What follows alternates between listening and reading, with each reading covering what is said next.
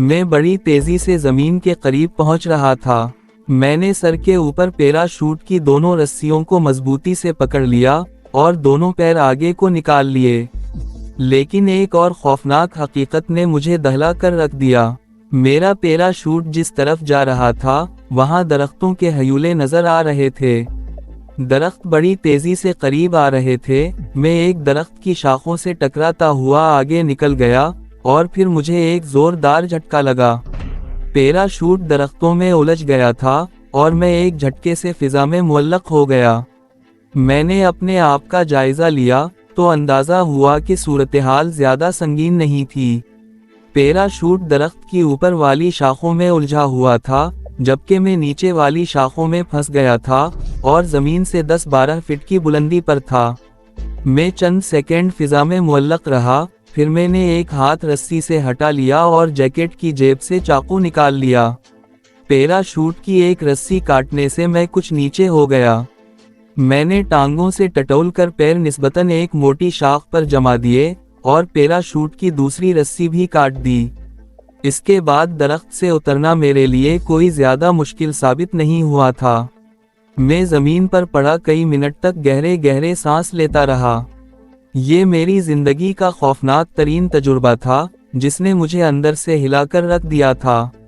मैं तरमीज और सलवानू के बारे में सोचने लगा कि अगर वो पैराशूट के जरिए नीचे उतर गए होंगे तो किस तरफ होंगे, लेकिन कोई अंदाजा लगाना बिल्कुल मुमकिन नहीं था।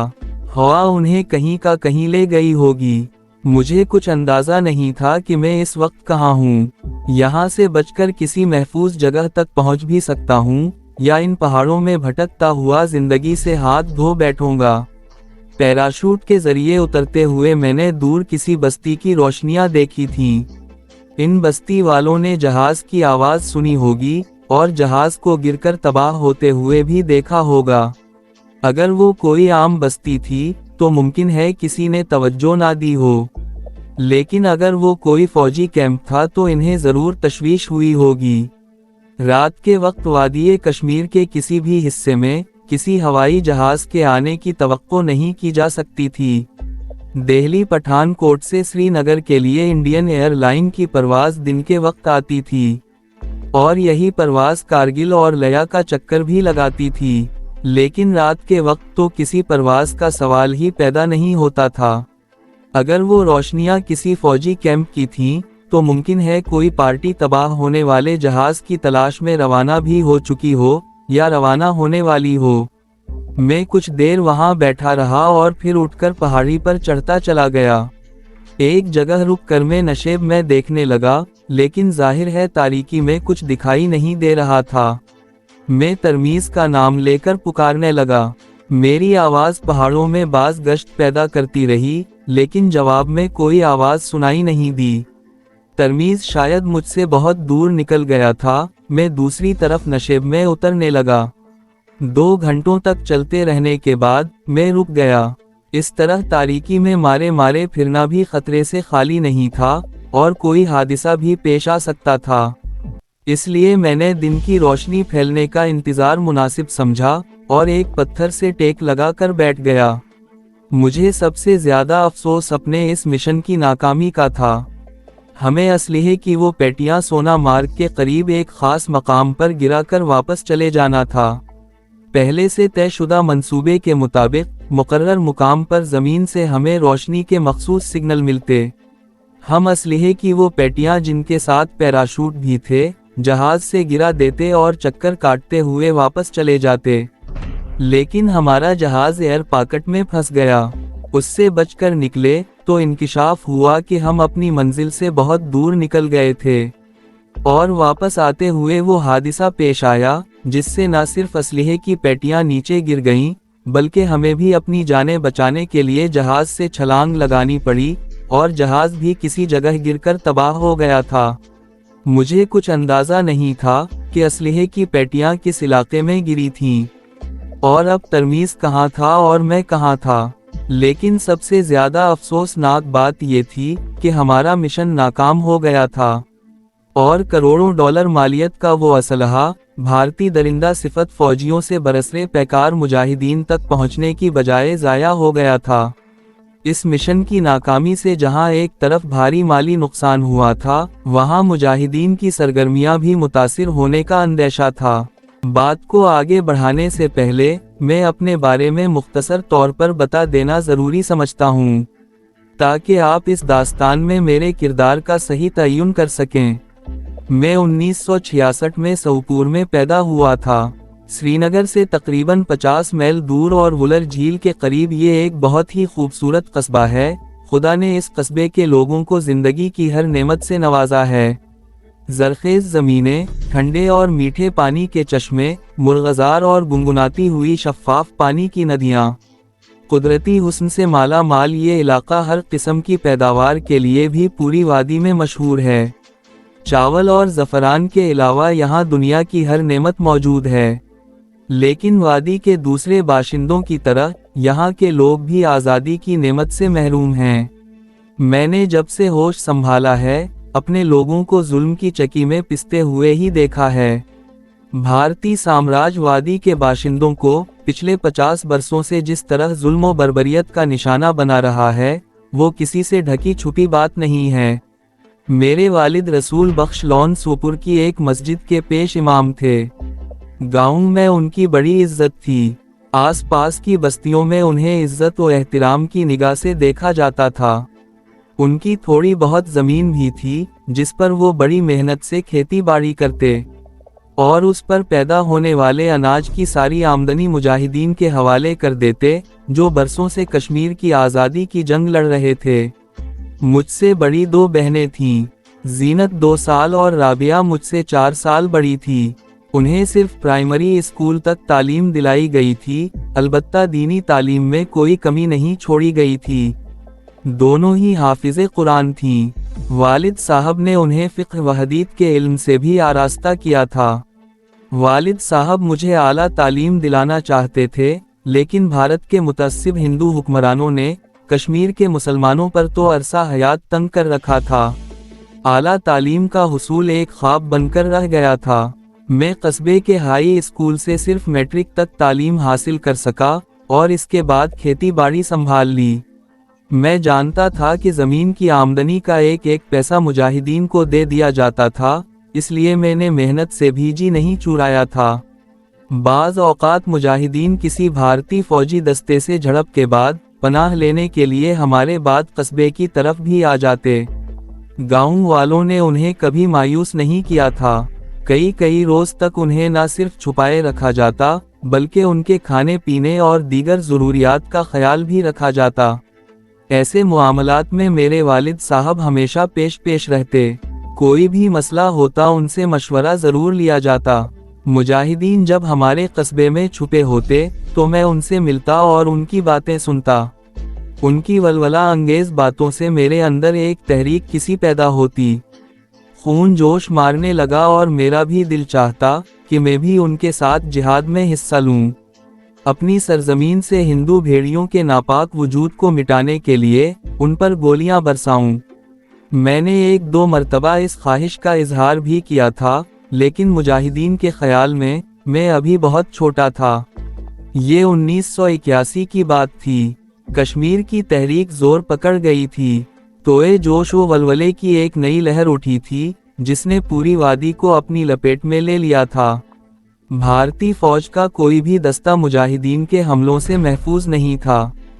فوجی قافلوں پر حملے ہو رہے تھے، بھارتی فوجیوں کا کوئی بھی کیمپ مجاہدین کے حملوں سے محفوظ نہیں تھا۔ وادی کے مختلف علاقوں میں روزانہ 20 فوجی مجاہدین کے ہاتھوں جہنم واصل ہو رہے تھے۔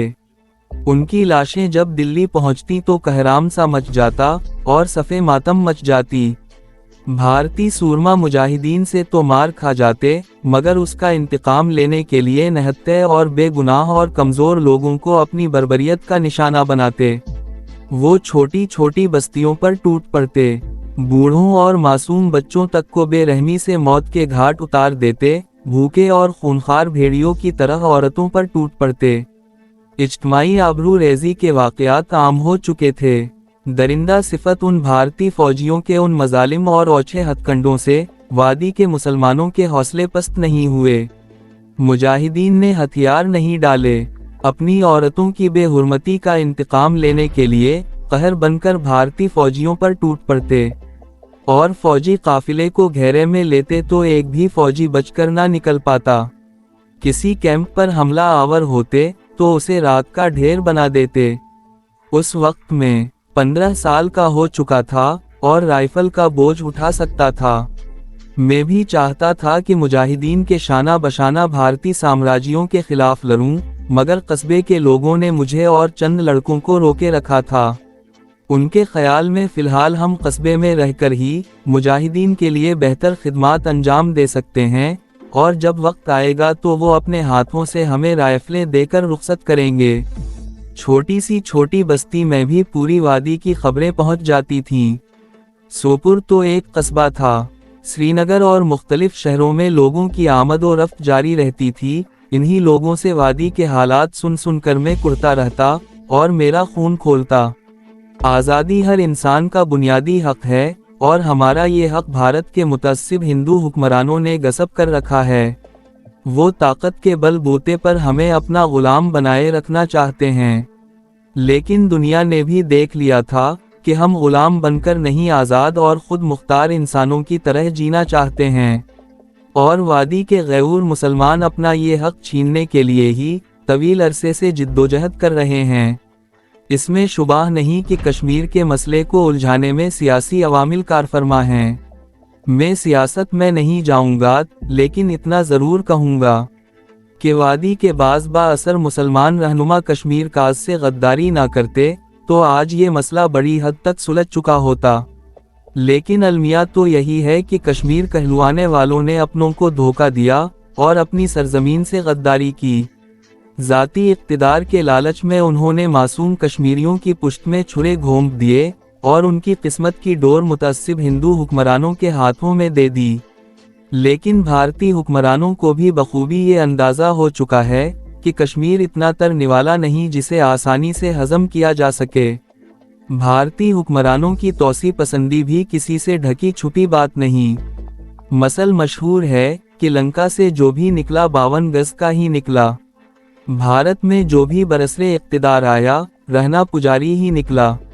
ज़बान से अमन और भाईचारे का दर्स देने वाले जंगी जुनून में मुब्तला ही पाए गए। पिछले 50 बरसों में उन्होंने हालात के बल बोते पर आसपास की छोटी छोटी आज़ाद रियासतों पर जिस तरह कब्जा किया, इसके बारे में दुनिया जानती है। गोर को पुर्तगाल से आज़ादी दिलाने के बहाने बगावत कराई और बिलाखिर ताकत के बल बोते पर खुद गोर पर कब्जा कर लिया। बर्मा की रियासत आसाम पर भी ताकत के जोर पर तसल्लुत जमाया। नागा कबाइल 50 साल गुजरने के बाद आज भी भारतीयों के लिए लोहे का चना बने हुए हैं। सिक्किम और भूटान पर ताकत के जरिए कब्जा किया। 1971 में पाकिस्तान का एक बाजू काट दिया। इंदिरा का ख्याल था कि मशरिकी पाकिस्तान को भी ताकत के जोर पर भारत में जम कर लिया जाएगा, मगर बंगालियों ने ठेंगा दिखा दिया। कश्मीर 50 साल से सांप के मुंह में छछूंदर बना हुआ है और भारतीय हुक्मरान जान चुके हैं कि वादी में बाज़ गद्दारों की मौजूदगी के बावजूद कश्मीर पर मुकम्मल कब्जे का ख्वाब कभी पूरा नहीं हो सकेगा। मैं ये सब कुछ सोचता रहता और कुढ़ता रहता। मैं अपनी सरजमीन को उन भारतीय भेड़ियों के नापाक वजूद से पाक करना चाहता था, लेकिन बच्चा समझकर मेरी बात को नज़रअंदाज कर दिया जाता। लेकिन बिलाखिर एक रोज़ किस्मत मुझ पर मेहरबान हो गई। हुआ यूं कि मेरे वालिद साहब जिन मुजाहिदीन को ज़मीन की आमदनी भेजा करते थे, वो कुछ मसरूफियात की वजह से नहीं आ सके थे। मुजाहिदीन की उसी जमात के लीडर अब्दुल रशीद अब्बासी ने पैगाम भेज दिया कि रकम श्रीनगर भेज दी जाए। उसने ये पैगाम एक औरत के हाथ भेजा था। वालिद साहब को गुलनाज नामी उस औरत पर कोई शुबह नहीं था।